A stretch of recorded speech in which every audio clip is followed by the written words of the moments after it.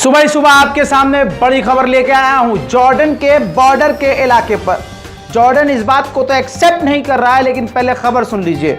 Jordan के border पर बड़ा हमला अमेरिकी बेस पर हुआ है। जी हां, यह पहला एक नया एरिया है जहां पर कभी भी अमेरिकी सेना अमेरिकी छावनी के ऊपर अब तक हमला नहीं होता था। अभी इराक और सीरिया में अमेरिका की सेना पर हमला हो रहा था, लेकिन अब जॉर्डन के बॉर्डर पर अमेरिकी सेना पर खतरनाक हमला हुआ, जिसमें 3 अमेरिकी सैनिक मौके पर ही मारे गए हैं, 23 बुरी तरह से घायल हैं और 34 सैनिकों को निकाला गया है ये कहके कि उनमें से कई लोग ट्रॉमा में जा चुके हैं, कई लोगों को ब्रेन मतलब अमेरिकी फौजियों को ब्रेन इंजरी हुई है। तो यानी समझ लीजिए कि अमेरिका की कमर पर एक और लात जॉर्डन के बॉर्डर पड़ी है। अब आपको क्लियर कर देता हूं कि मोशन ग्राफिक्स मैप के जरिए देखिए इस जगह हमला हुआ है, बिल्कुल बॉर्डर पर हमला हुआ है। कहा जा रहा है ये एयर स्ट्राइक है, हवाई हमला है, ड्रोन हमला है।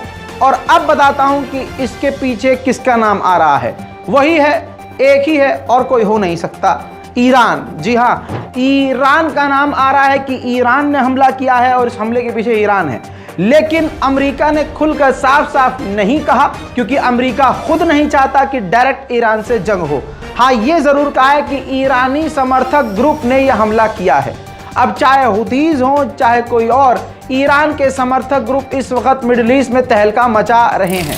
उधर दोस्तों अमेरिकी सेनेटर्स यानी अमेरिकी मंत्रियों ने जोर शोर से कहना शुरू कर दिया है, ये ट्वीट देखिए, ट्वीट भी करना शुरू कर दिया है कि सीधा ईरान पर हमला कर दिया है, ईरान को एयर स्ट्राइक में लपेट दिया जाए। मेरे दोस्तों बहुत सारी चीजें हो रही हैं मिडिल ईस्ट में। कभी ऐसा कहा जा रहा है कि जंग रुकने वाली है, जंग रोकने की बात चल रही है, लेकिन मिडिल ईस्ट में एक्चुअल में हकीकत यह है कि जंग बढ़ रही है। मेरे दोस्तों आपके सामने इसी तरह से ब्रेकिंग न्यूज़ तो मैं आपके सामने छोड़ूंगा नहीं, चाहे मैं छुट्टी पे हूँ, बीमार हूँ, गायब हूँ, अचानक से मैं ब्रेक लेना पड़ रहा है, लेकिन ऐसा कुछ होता है तो रज़ा गराफी वो छोड़ेगा नहीं, आपको ज़रूर बताएगा। चैनल को सब्सक्राइब करके रखिए और इंतज़ार कीजिए हमारे अगले अपडेट का। जय हिंद।